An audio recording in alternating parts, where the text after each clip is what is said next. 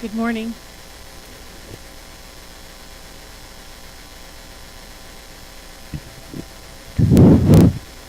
Good morning. Is that on? Now? Is it on now? Good morning. I think we'll get started. Welcome to a first session, one of two sessions that are running this morning. Hope you had your coffee and are ready to go. This morning I'm going to introduce to you Adaire Chown, and she represents the Canadian Manufactured Housing Institute, and she's going to be speaking about the standards that pertain to prefabricated buildings. And I know that many of the communities do venture into prefab buildings, so hopefully this will provide you with some information. Adaire?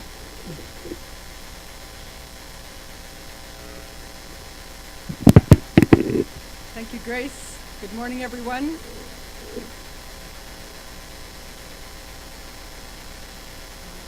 Just have to wait for the visuals to come up here.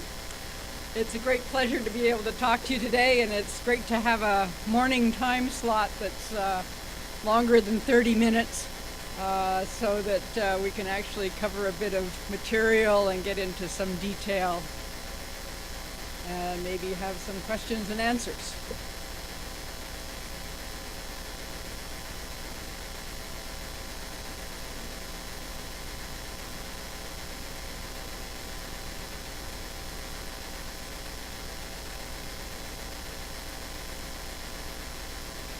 There we go. Thank you very much.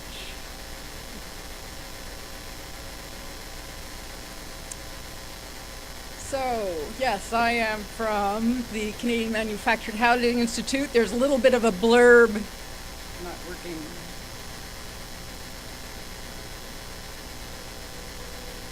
I need a little help with the advance on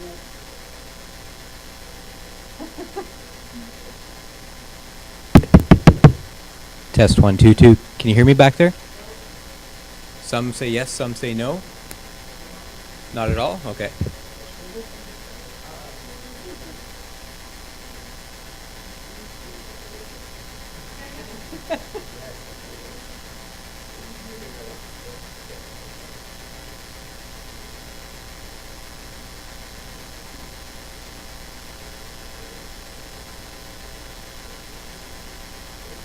Test 1 2. Yeah, no? Nobody's talking now. You want it down now in the back? No, up. Up.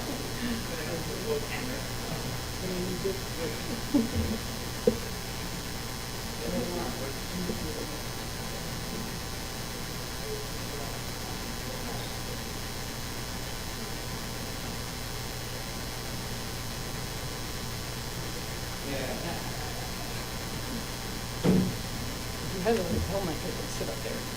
Yeah. He'll sit here for the podium. You can just stand at the podium. Okay. All right. Okay, next slide. You've seen that one. There's a little bit of a background blurb about me in your agenda package. A little bit about the organization I work for. Canadian Manufactured Housing Institute is Canada's National Association for Factory Building.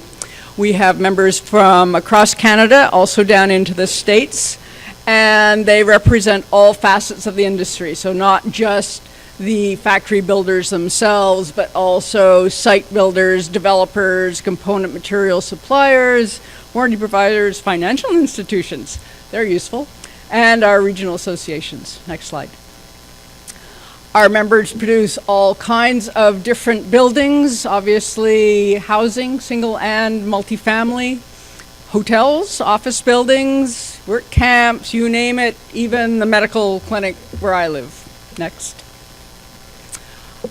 Products range from very simple, basic housing to leading edge innovative products and housing line, R2000 and Built Green. Next.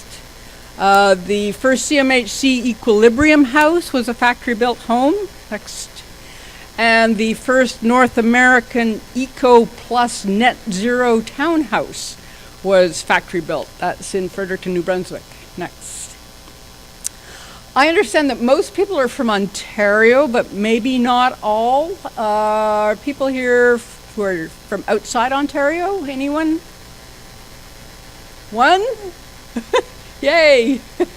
Okay, excellent. All right. Yeah, keep going. Next.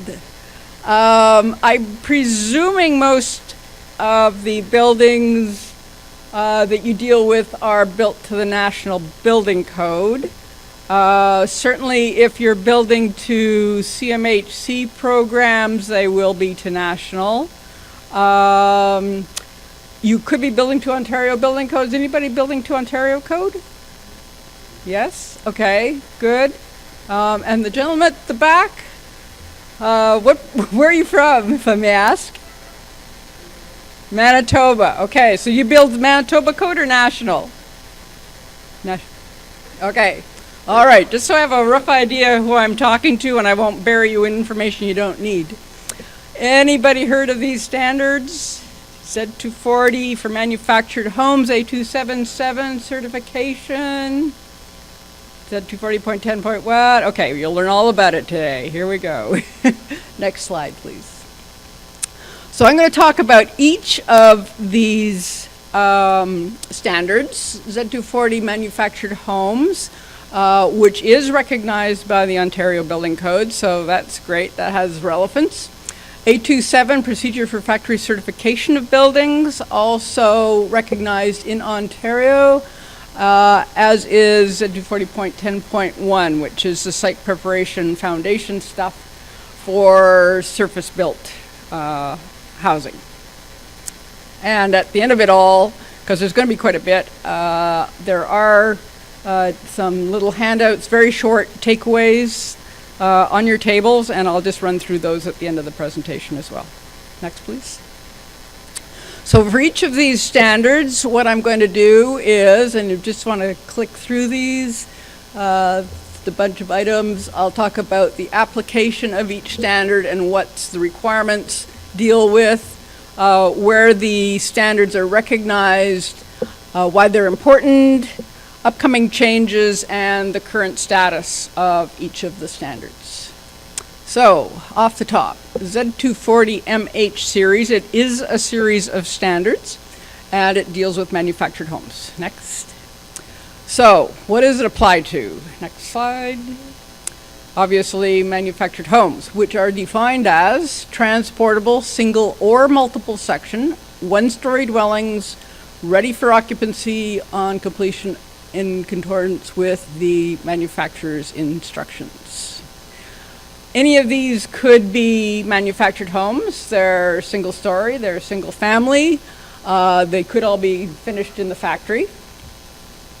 On the other hand, they could also be modular homes, which means that instead of being built to Z240, they're built to the applicable building code. So just by looking at a house, you can't tell what it is, what standard or code it's built to. Next slide. These two buildings obviously are modular. The first two because they're two-story. The next one in the middle because it's multi-unit. And the last one because it's brick veneer. And obviously you're not going to do brick veneer in the factory and then ship the thing. That's just a little much. Next slide. There are a number of companies in the trade show who are factory builders. I may not have everybody. If I've missed someone, I apologize. I put this slide together a week or so ago. And you'll see that some of them do manufactured, some do modular, some do components, panels, kits, some do more than one thing. So I'm sure they will be happy to provide you with lots of information on what exactly they do and how they can help you. Next slide. The requirements in Z240 cover just about every aspect of a house that you'd expect any set of regulations to address. So the building structure, the building envelope, fire protection, heating, ventilation, air conditioning, plumbing, electrical, all that good stuff. And then there are some additional bits. Next. Next one, please. Certification and marking, you'll find requirements there. Also, there's a requirement that says that the manufacturer has to provide installation instructions. The whole design and construction process has to be done in accordance with CSA A277. So I'll get into more detail on that later, but that's a whole documenting quality assurance compliance standard to make sure that the end product actually does comply with the requirements at the end of the day. And the other thing that this standard addresses is vehicular requirements for transporting smaller buildings. Next slide. The full Z240 series is not recognized everywhere. Next. For example, it's not recognized in the National Building Code. So if you're using the National Building Code, you can't use Z240. The concept being that the National Building Code was developed to reflect minimum acceptable requirements, minimal acceptable performance. And obviously there can only be one minimum. So anything that might have something that performs a little less well isn't up to the National Code. The National Code won't reference it. Northwest Territories, Nunavut, Quebec all reference the National Code, as do these other provinces that are listed in brackets here. But in those cases, some municipalities allow Z240 houses. I don't know on reserve how much flexibility you have, but again, certainly if you're using CMHC programs, then you cannot use Z240. Next. Alberta does not reference Z240. In Alberta, you have to comply with the Alberta Building Code. That's it, that's all. Next. British Columbia and the Yukon do reference Z240, so Z240 buildings are permitted there.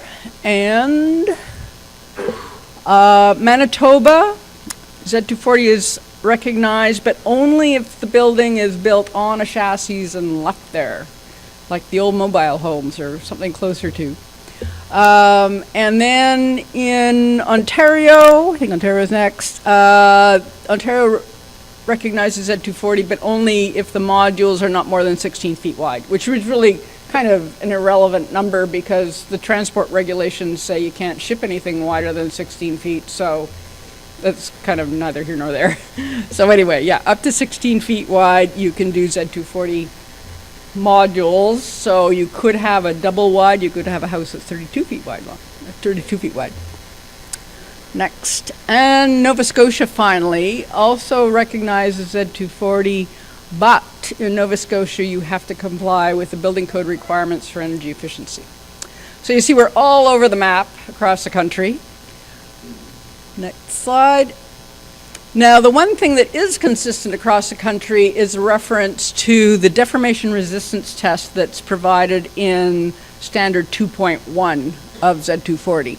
And this is the standard that tells you if your house is rigid enough that if you put it on a surface foundation that's not on something like solid rock or really well-drained soil, that the house will survive if your foundation moves a little bit. That standard is, or that test requirement is referenced in the National Building Code, and it's also referenced in all of the codes and regulations that reference or are based on the National Building Code, i.e. right across the country.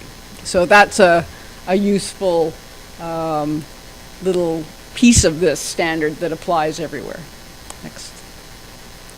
So why is Z240 important? Well, initially it was written as a standalone standard for what really were mobile homes. Homes that were used by itinerant workers, for example, or as summer travel homes. Over time, next slide, the standard has evolved quite a lot. There are a lot of requirements now in the standard that simply reference the National Building Code requirements. Some of them that duplicate the National Building Code requirements. But there are still some exceptions and also some additional requirements. Next. So I'm just going to go through each standard in the series one at a time. It's just a simple way to do it.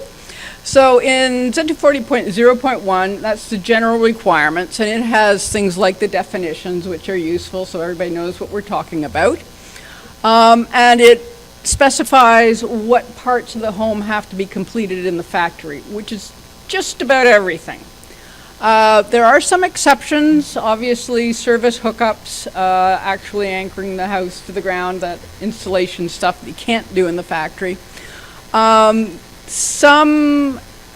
There is some gas testing if you have a gas appliances in the home that has to be done on site after you've moved it, just to make sure the system's all still tight. And there is some flexibility in terms of whether appliances are installed in the factory or after the fact. And the same with finished cabinets and finished flooring. And in some cases, light fixtures, things like that, smaller items where in some cases the client wants to install something that isn't a standard product that's offered by the manufacturer, and they want something a little bit different. That's fine. They can buy a Z240 house and then they can install their favorite light fixtures or flooring or wherever after the fact. Another thing that's in the general requirements is this requirement for certification marking. This is really important because the certification marking in part tells you that the product actually complies with the standard, and it also tells you where it's appropriate to install it.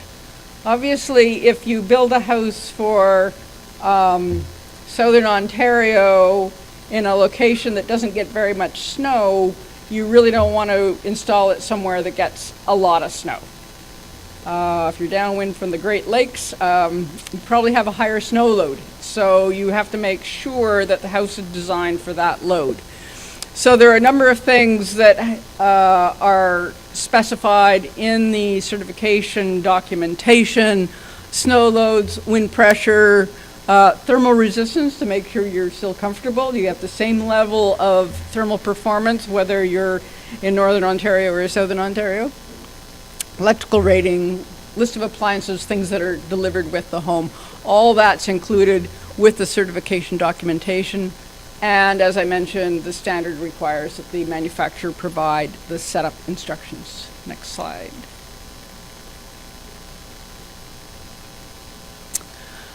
Vehicular requirements. This standard isn't used very much anymore. A lot of the housing is moved on floats or dollies. But some manufacturers still ship using limited service gear, and so this standard just provides the basic requirements. If you're putting your own frames and wheels under your house to move it, then these are the basic requirements that you have to comply with. Next slide. Next standard in this series is 2.1, called Structural Requirements for Manufactured Homes. It actually addresses a whole lot more than just structural requirements. For example, it provides definitions, good. The requirements to a very large part reference or duplicate or are more or less consistent with requirements in the National Building Code. Next one, but there are some different and additional requirements. In terms of structural, the requirements for floor deflections are less stringent than in the National Building Code. That's a historical thing. It's been there since day one.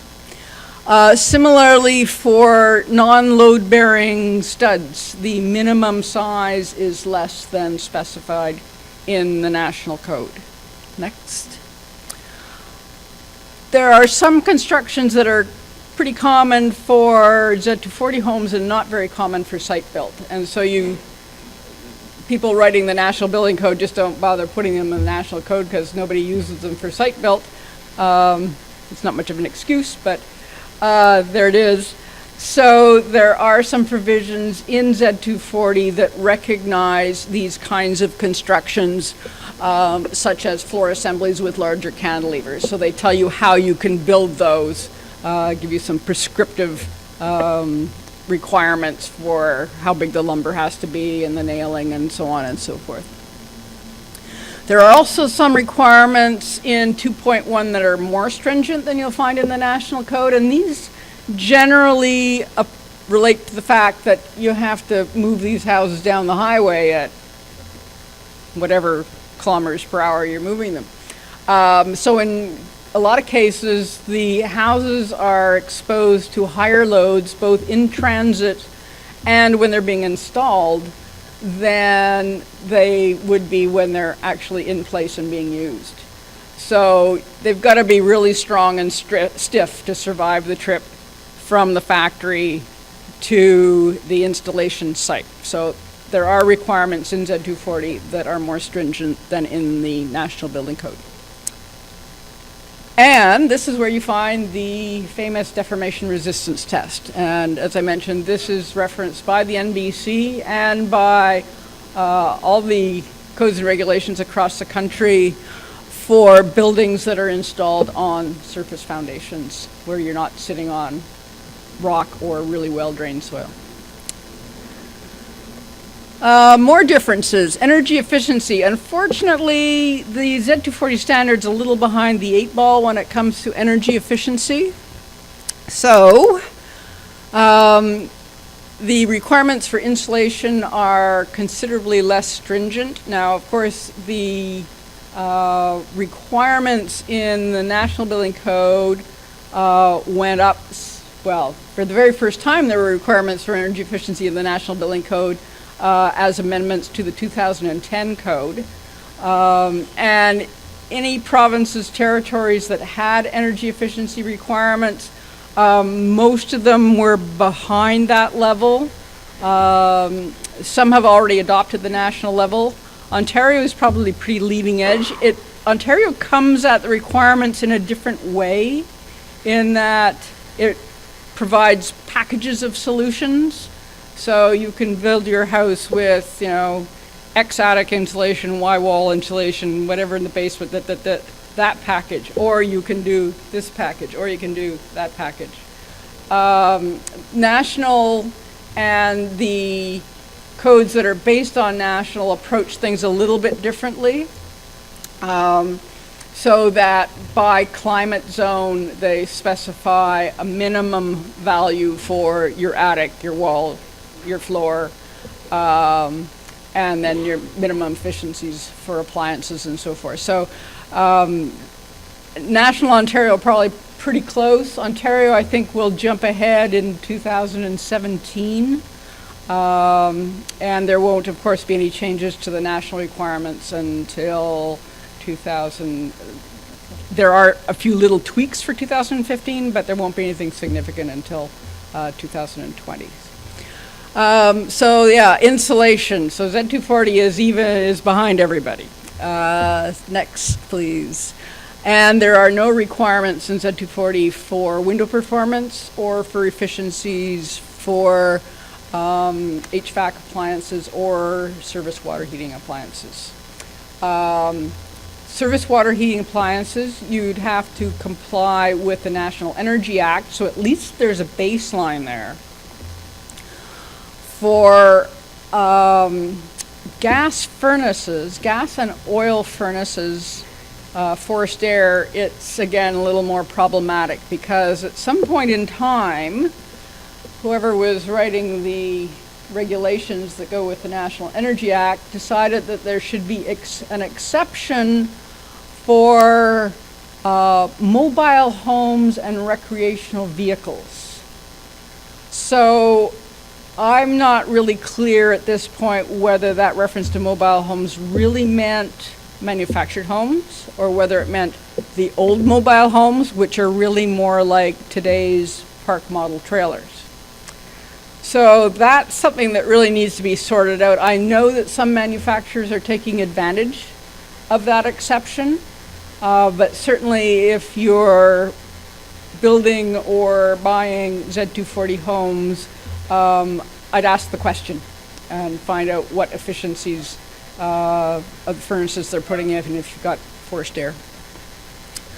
Plumbing, there's a nice little exception in Z240 that says your main drain doesn't have to be at quite the same slope as the National Plumbing Code requires, and that's simply a transport issue.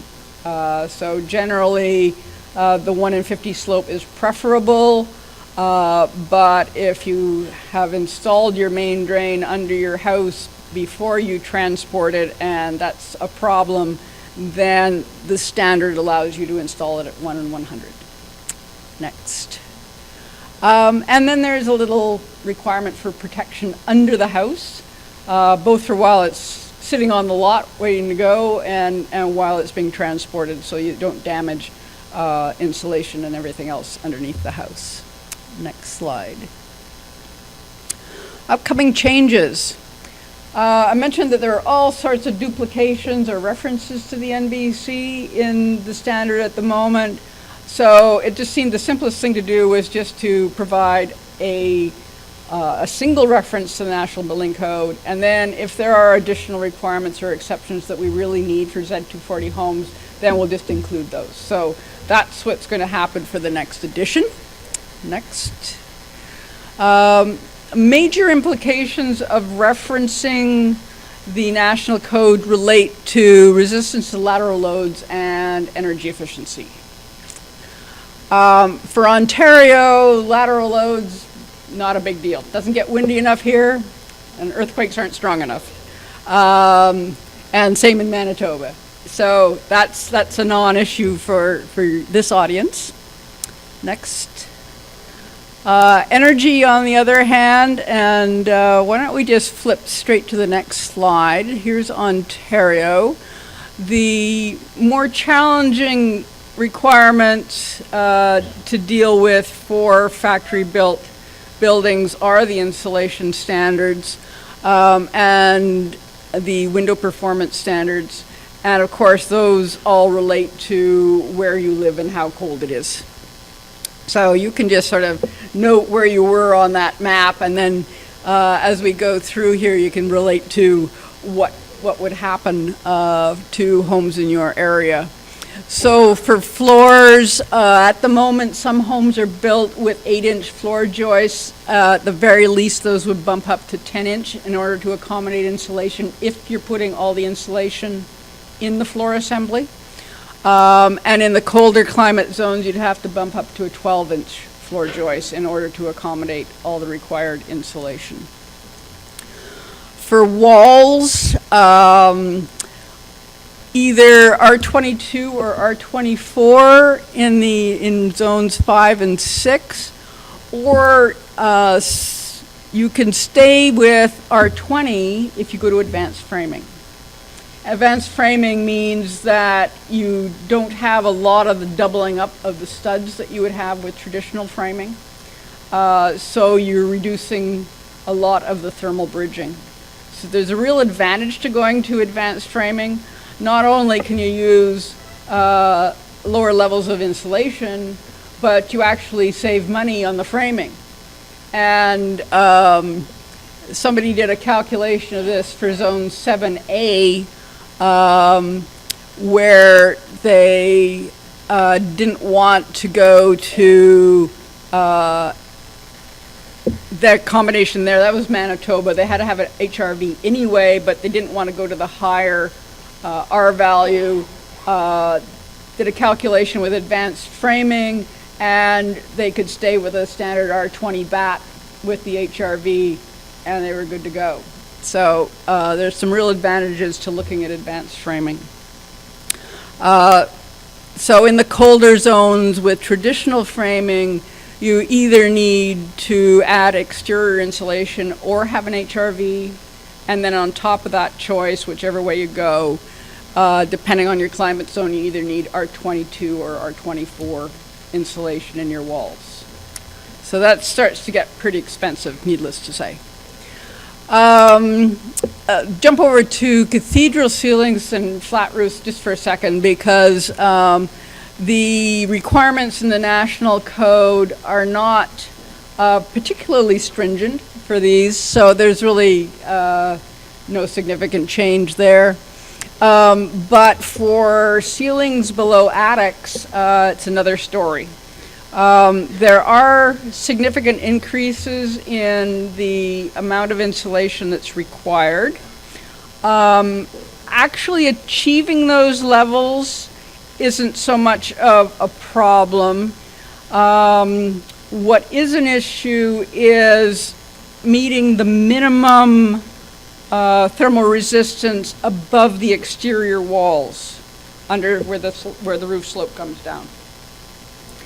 If you have a 2x4 truss, 2x4 top cord, 2x4 bottom cord, traditional heel, there's absolutely no way that you can meet the new requirement, which is a minimum nominal R20.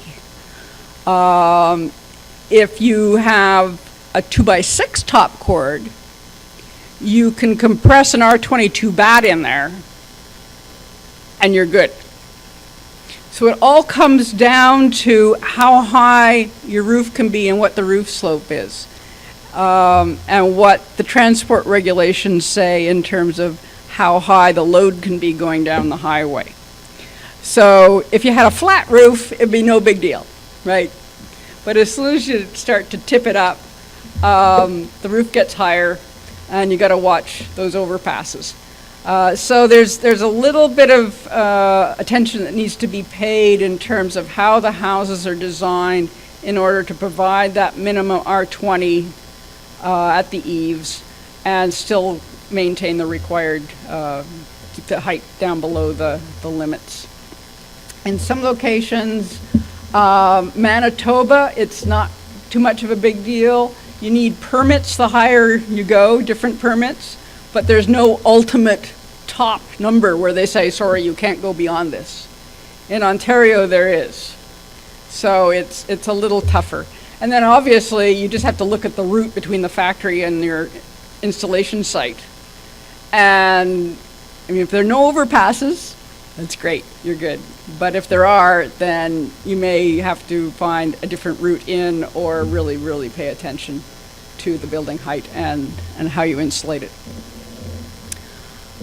Next slide. Other energy efficiency requirements that would come into play if the NBC is referenced from Z240, obviously performance of windows, doors, and skylights. Air tightness. Air tightness isn't really a big deal for factory built. Factory built buildings tend to be really nice and airtight, so that's not a problem. We can meet those requirements without too much difficulty. There are some limits on materials you use for duct sealing. The ducts are already sealed in Z240. Duct and piping insulation levels, HVAC and service water heating equipment efficiencies. And if you really can't stand any of those prescriptive requirements and it all just looks like too much, you can ignore the whole thing. And so long as you build a house that uses no more energy than the equivalent house that's built according to the prescriptive requirements, you're good to go. There are a few qualifications in there, but it's really if you decide you want to go your own way and do something innovative, there is the possibility to do that. Next slide, please. So when it comes to the energy requirements, we're not really sure which way the standard is going to go for the next edition. The technical committee has approved all the changes for the next edition except for what we're doing for energy.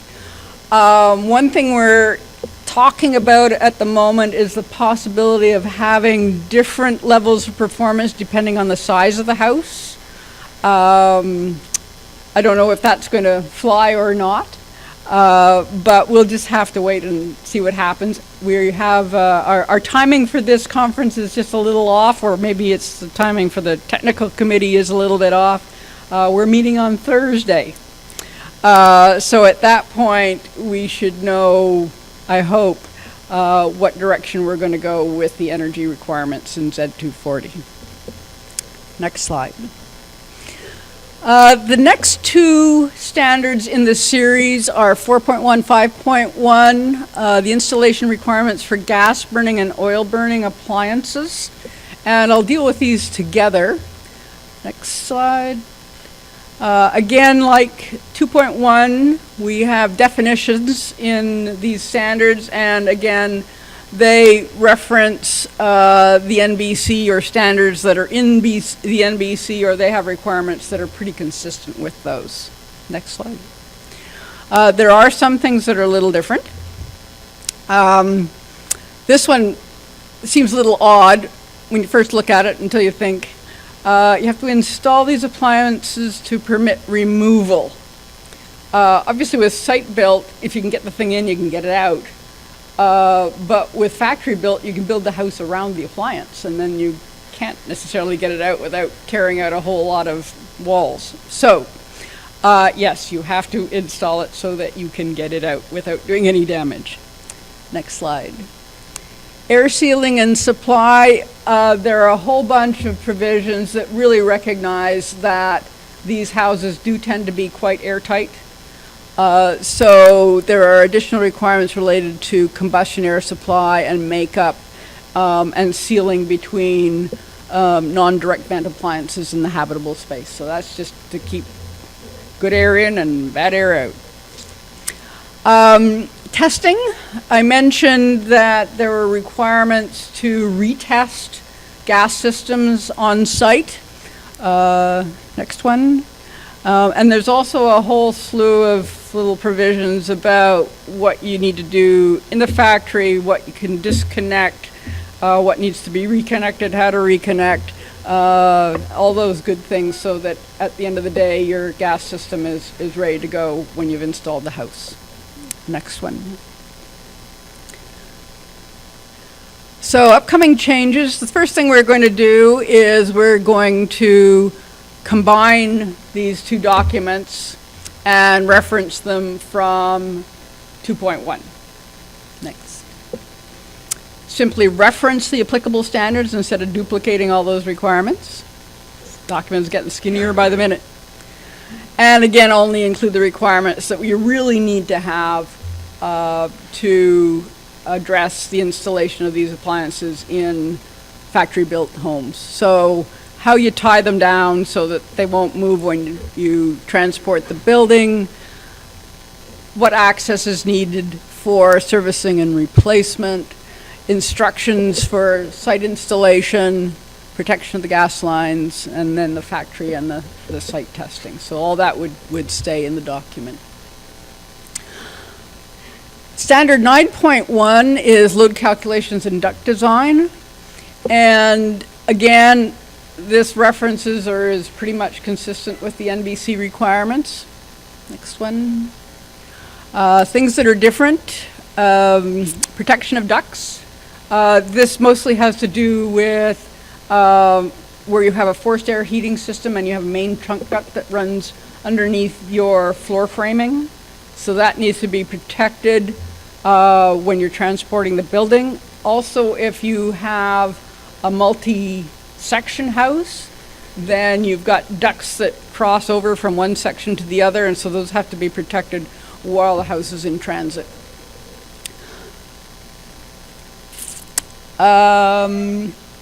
So again, same approach as with 2.1 and 4 and 5.1. We want to just keep the requirements that are specific to factory-built homes and just rely on the reference to the National Building Code for everything else. And that's really ducting requirements to recognize the air tightness and the protection of the ducting. Next one. So our new short version of the standard for hopefully 2015 in the fall will just have 4 pieces, 4 standards in the series: general requirements, transportation requirements, technical, and installation of gas and oil-fired appliances, and 4.1 will be referenced from 2.1. So nice and tidy. So where we're at, we had public review last fall. The technical committee met in November. As I said, they approved absolutely everything, which is great. except for the energy efficiency requirements. Next. And so we're having a meeting on Thursday to look at that. Next. And with any luck, we're looking at publication late in the summer, early fall of this year. So that'll be good. Okay, next standard.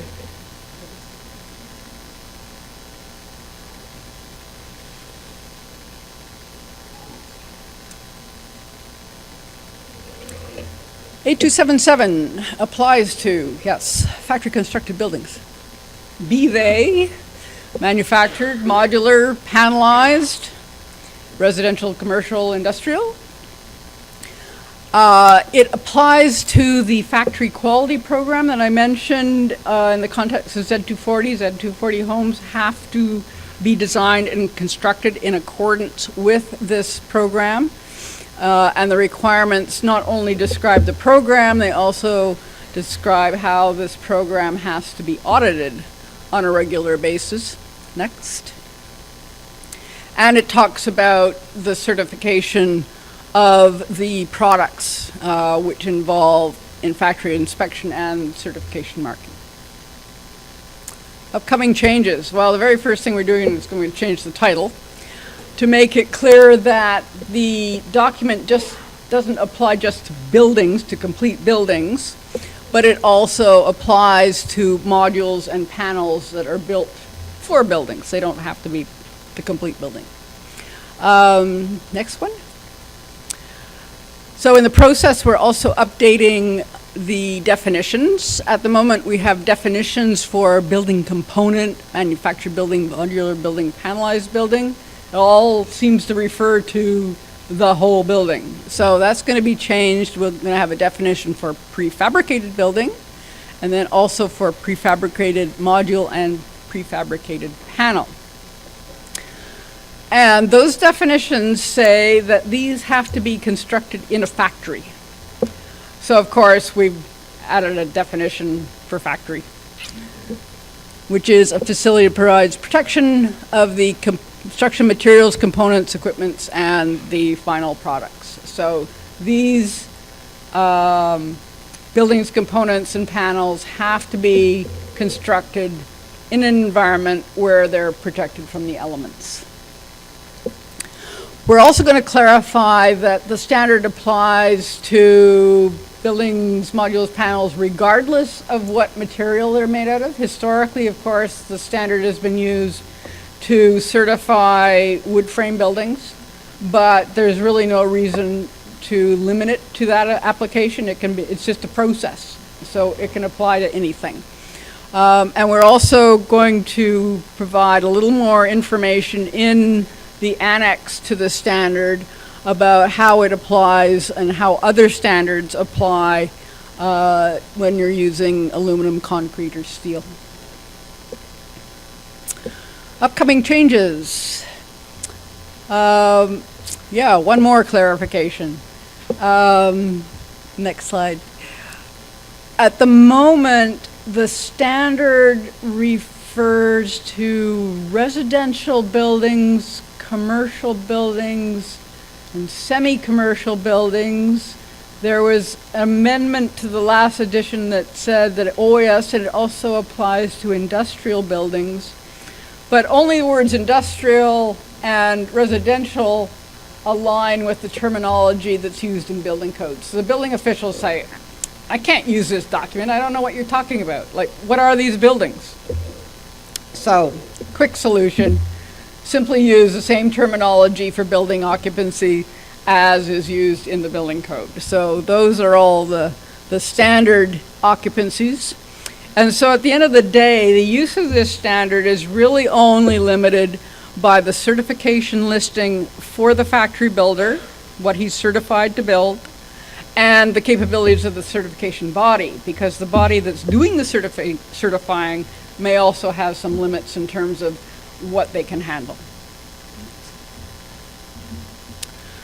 So the factory quality program, this is to demonstrate to this third-party certification body that the equipment and procedures that are used in the factory are actually suitable for what you're trying to achieve, that the people in the factory know the codes and regulations that apply to the buildings, they understand the product they're producing, they understand the operations, and they can actually do their jobs. So it's pretty strict in terms of, you know, who's in the building and working there. It's not just a matter of picking up somebody off the street and handing them a hammer and saying, go for it. And the certification also confirms to the certification body that the building at the end of the day actually complies with the requirements that it's supposed to comply with. Next. All the procedures have to be documented. That includes the document control procedures. So everything that's done in the factory has to be documented. Purchasing, the in-house inspection process, you name it, every step. Work is verified at every step.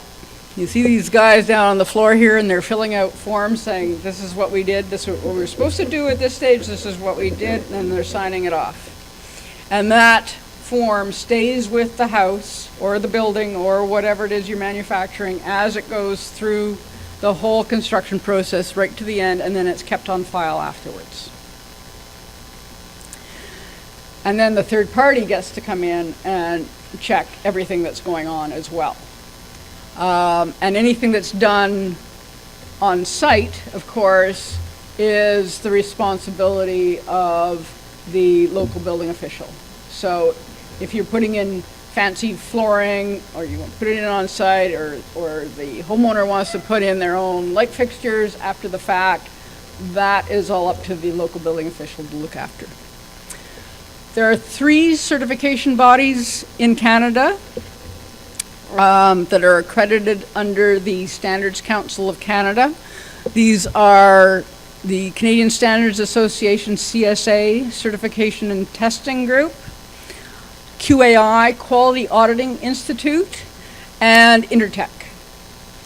So any of these organizations can certify a factory, and they will ensure that your documentation is up to date and that your buildings are being built the way you say you're building them, and that they meet all the requirements at the end of the day.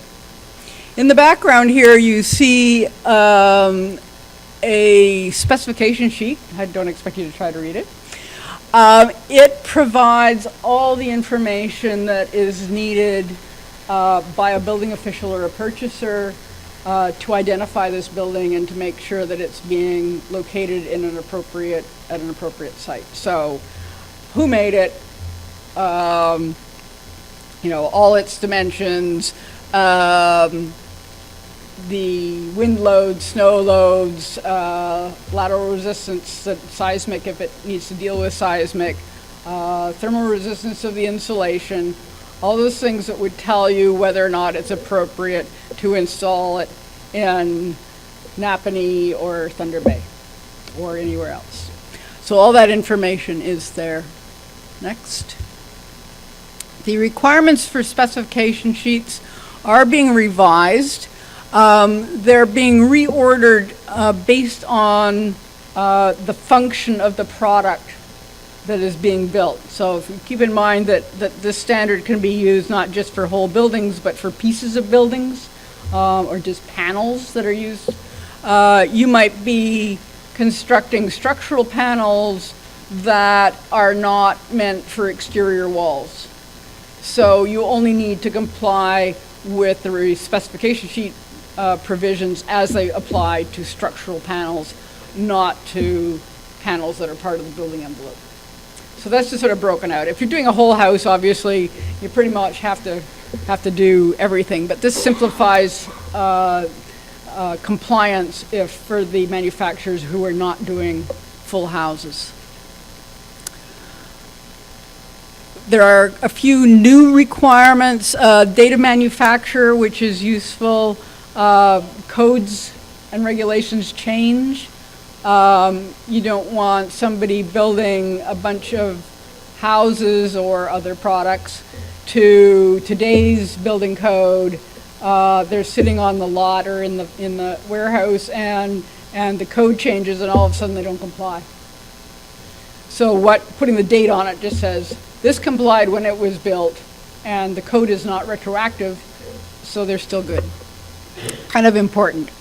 Design loads for winds and earthquake, those are new because lateral loads up until the 2010 building code were not explicit. Now they are. So we need to have equivalent information in the specification sheets. And again, of course, thermal performance to make sure that you're complying with whatever energy efficiency requirements apply where the building is going. Next. So, unlike site built, there is a really stringent process for approving these houses and panels and modules and whatever else is factory built, starting way up with the Standards Council of Canada that accredits the certification bodies. The certification bodies who approve the factory quality programs and inspect the products on the factory floor. The factories themselves that have to document absolutely everything and apply the certification marks, the labels, and the specification sheets. And then at the very end of the day, if there's anything left that has to be done on site, then that's left to the local building official.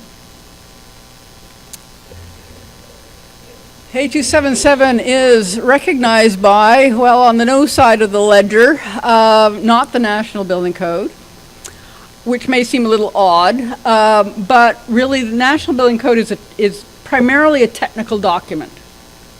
And everything I've been talking about is administrative. Who does what their qualifications are. Building code tries to keep away from all that stuff. So that's really the only reason it doesn't reference it. So similarly, any provinces and territories where the regulations simply reference national, same thing goes. The document's referenced in an appendix note. It's explained in the appendix note how A277 can be used, but it's not referenced in the body of the code. That said, the provinces in brackets, they, for housing anyway, maybe other buildings, I'm not sure, delegate down to the municipalities, and those municipalities may accept A277 certification as proof of compliance.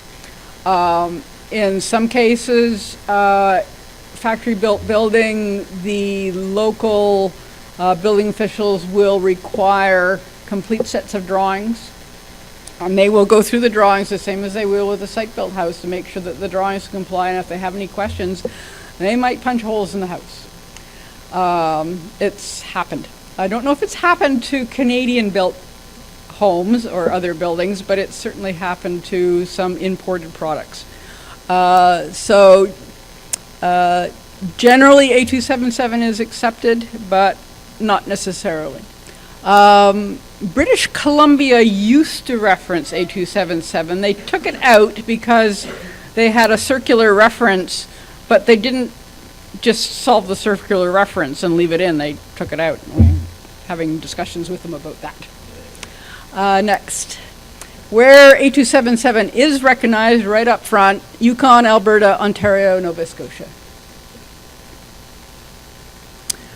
So, as I mentioned, all these requirements I've talked about so far, they're all administrative. What to do, who does what their qualifications are, how you inspect, make sure everything's online. There is one technical requirement in A277. But in a way, it's really just a reminder. And it just says that the building has to comply with whatever regulations apply where the house is going to be built. Next. So those might be the National Building Code. They may be applicable provincial, territorial regulations, plumbing code. It might be Z240 where Z240 is accepted. Next. Plumbing code, yeah, right. So why is it important? Well, very simply, because, next,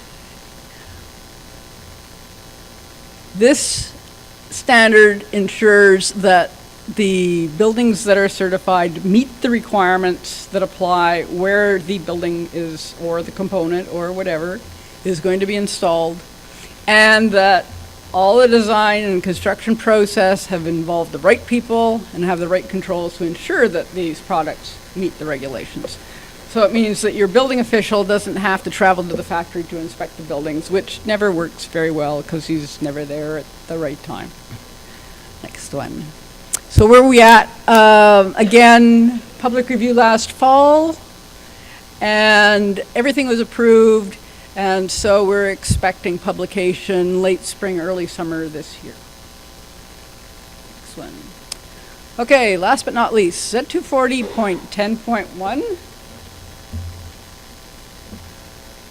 I got a scratch.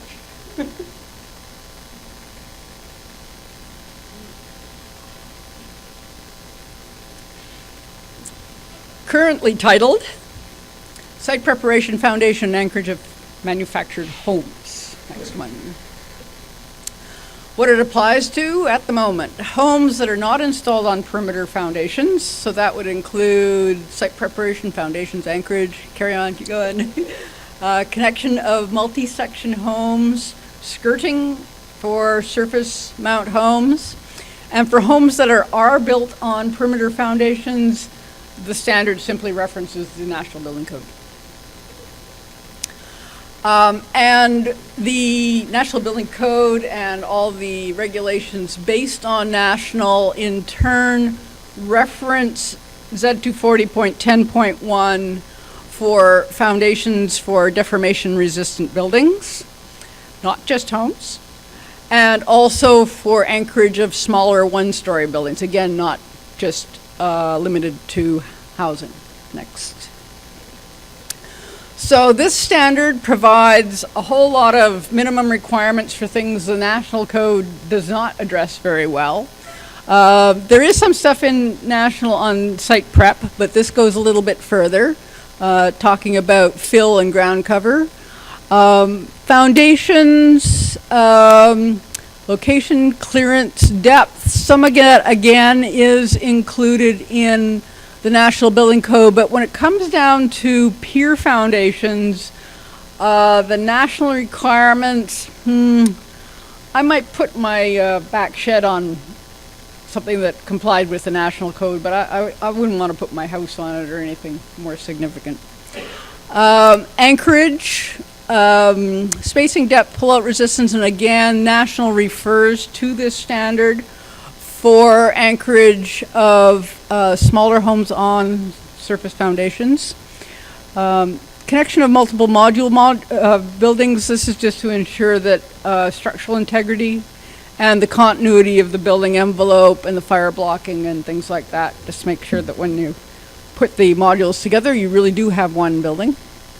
And then there are some requirements for skirting, construction of the skirting and access to the crawl spaces. Thank you. First change, again, I'm going to change the title. And this is simply to recognize that on the installation side, the standard applies to quite a bit more than just anchorage. So we've got all the connection of multi-section buildings and the skirting and all that kind of stuff. So it's really not just anchorage, it's all sorts of installation things. And also, the standard doesn't need to be limited to manufactured homes. It can be used for all different kinds of buildings, as is already recognized in the National Building Code.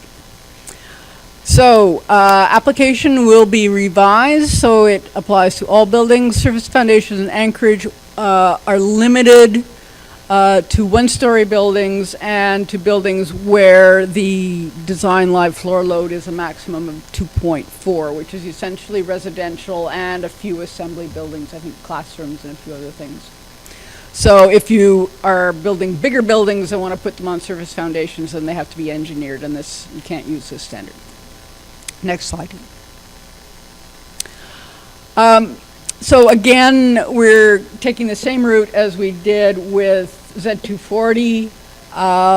any requirements in here that are the same as duplicate reference National Building Code. We're going to replace all those with a single reference to the National Code and then just keep the requirements that we really need in this document.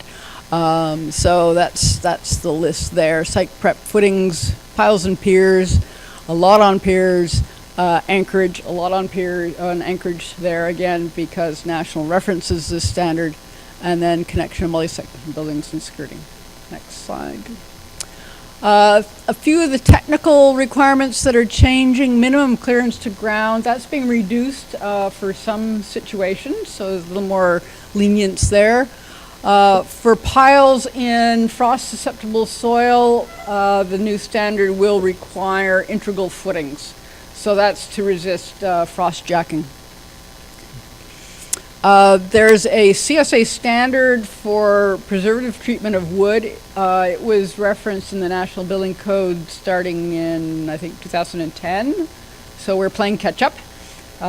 So just reference that standard instead of just having some, really basic kind of prescriptive requirements that maybe are more or less appropriate. Sometimes they're more stringent than necessary, sometimes they're less stringent. So referencing this standard provides sort of a hierarchy of treatments depending on the exposure of the wood. Next. Exposure factors for wind. The factors were updated in the National Building Code a little while ago, so we're just bringing this standard in line with the National Code. This is important when you're trying to figure out how big your piers need to be, for example, to resist overturning and pier toppling under wind pressure. Next. Sometimes with standards, not quite so much with the National Code, there's pretty good documentation and record keeping for the National Code, but for some of the standards, the background for some of the requirements sometimes disappears into the mists of time. And we're not quite sure what the existing requirements for footing areas are based on. They don't seem to sort of jive when you take snow loads and occupancy loads and soil types and try to figure out, this is what a fresh calculation says and this is what the standard says, and it's there's not a lot of consistency. So we're going back to first principles and making sure that the minimum footing areas do properly address snow load where the building is installed, the occupancy load, how heavy the building is, what kind of floor area each pier is holding up, and the properties of the soil. And we're going to provide some simple lookup tables, so you don't have to crunch the numbers if you don't want to. And we're going to add some annex information just to explain how that was all done. Next. So a number of these changes, like that one for the footing area, have been approved for public review. Next. But there are some of the requirements for foundations and anchorage that we're still looking at. And those are mostly to address earthquake loads. There's some real concerns in British Columbia about what happens if you put a factory-built building on a surface foundation and then subject it to an earthquake. So we need to look at that. And we also want to update the wind calculation for overturning and pier toppling so that it's based on the most current engineering practice, limit states design. So we still have to do that too. We're having a little difficulty getting funding for the seismic work. It's pretty intricate stuff. So that's holding us up a bit. So we're going to be talking to the technical committee about whether they want to move forward with the changes that we've already agreed to. And that would allow us to publish the next edition of the standard this coming fall rather than waiting for winter of 2017. Seems a long way off. So, okay. So takeaways. Z240, MH. So compliance, quality assurance has to be in accordance with A277. So all these houses have to go through that really stringent ordeal in terms of documenting everything, recording who does what, and all that kind of stuff. Mostly, these homes comply with the National Building Code requirements. There are a few exceptions, and conversely, there are some additional requirements. And right at the moment, the biggest difference is energy efficiency, and we haven't quite figured out how to resolve that. And phone me on Thursday evening, and I'll be able to tell you. Next one, A277. So this is the standard that provides the quality assurance and ensures compliance of the product, be it a full building, a module, or a panel. It specifies, it states what has to be on that specification sheet so that you know whether that building is appropriate for the location you want to install it and what standards or codes it complies with.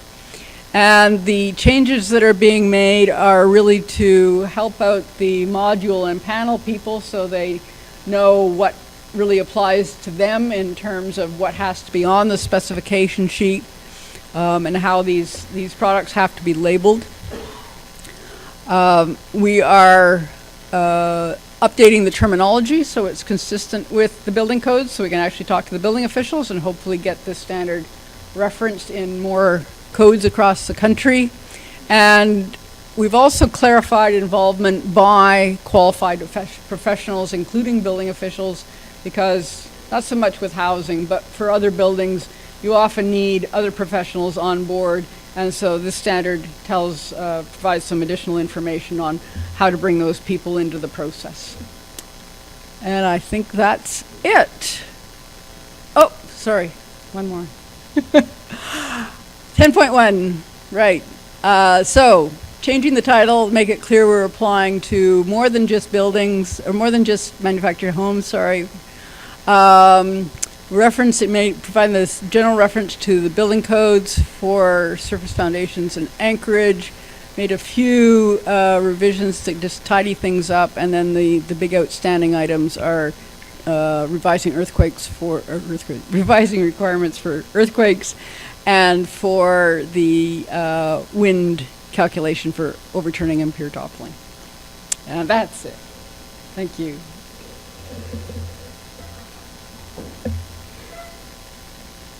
Questions? Yes, and you're going to have to shout. I guess as a result of this presentation, if a First Nations housing committee or housing responsible person is looking to go house shopping, are you suggesting that when they put their specifications together, that they call up like 277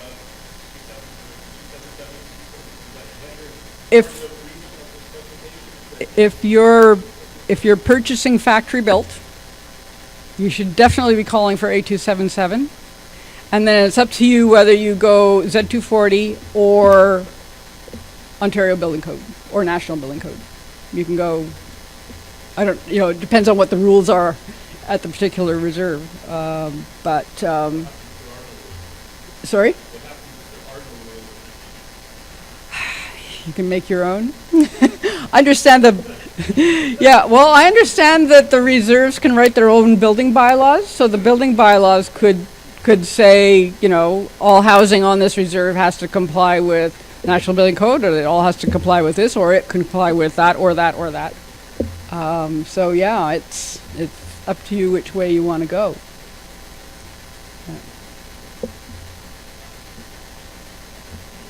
Yes.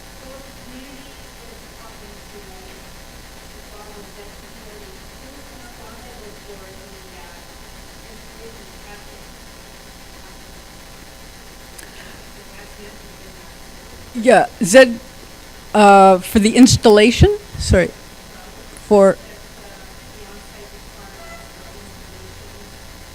okay, that was for gas systems? Yeah, so the different manufacturers work in different ways. Sometimes the manufacturer will look after the product from the very beginning to the very end, in which case the manufacturer would take on responsibility to have that done.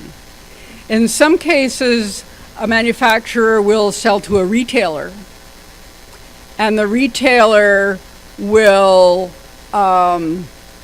work with a builder.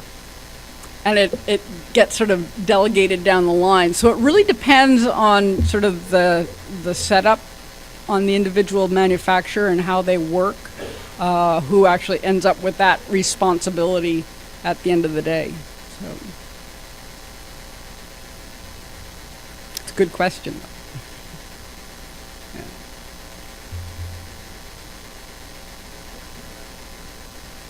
Yes, stranger?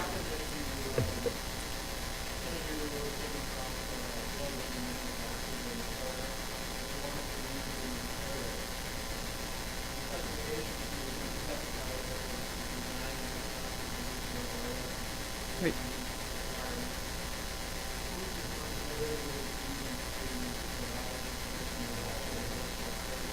Yeah. So that gets a little bit tricky because it's not just that it was built for Alberta, but it was built for Alberta at a certain point in time. And so really in order to determine whether it complies with Ontario is you need to look at the Alberta Building Code and you need to look at the Ontario Building Code and compare them.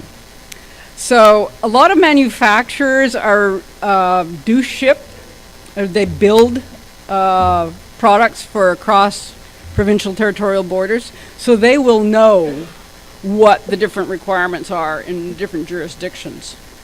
So they would be a good source of information as to, okay, this says this, but can you tell me? Now, it might cost you a bit to find out. But they may be able to help you out. Local building official, they're likely to know what Ontario requires, but they have no clue what Alberta required at the time. So they may have a short checklist and say, okay, the things we're worried about are X, Y, Z, and then you can talk to the ministry in Alberta and say, okay, in 2010, what did Alberta require for these things? And figure out what things that way. But yeah, it's not a simple question. And some jurisdictions, I know, are now starting to look very closely at ages of mobile manufactured homes.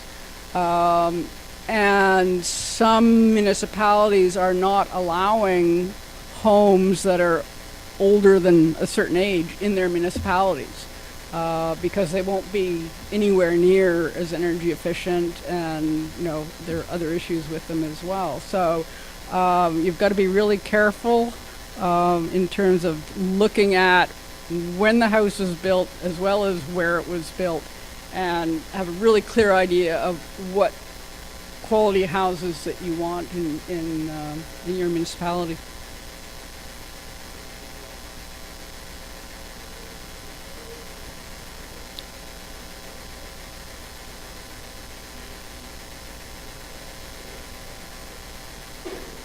No, they approve the product before it goes out the door, and then they're done.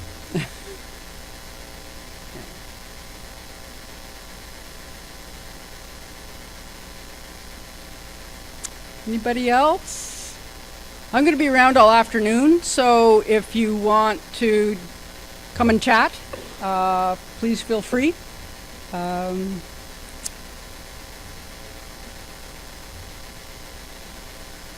Yes.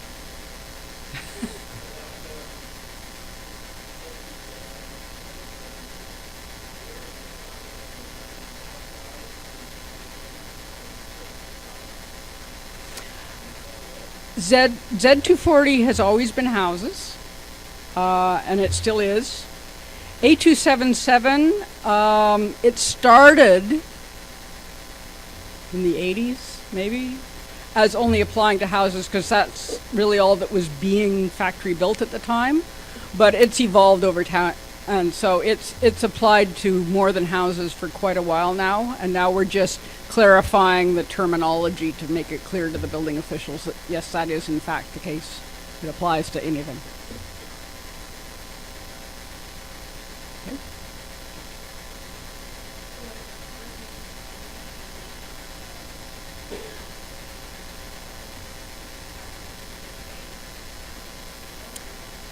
Yes, it could be a CSA, it could be a QAI, or it could be an Intertech label.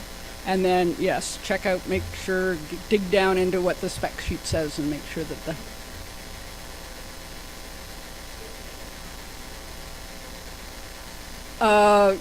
Yeah, the spec sheet, if you're in Ontario, the spec sheet should say that we're talking homes, the home complies with the Ontario Building Code, or it complies with Z240. Okay? So, or it might say it complies with the National Building Code too. I don't know. So that's a possibility. So it might say, but yeah, pick one, and they're all, yeah.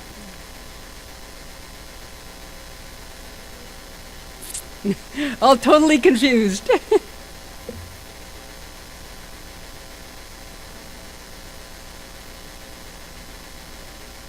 No? Yep.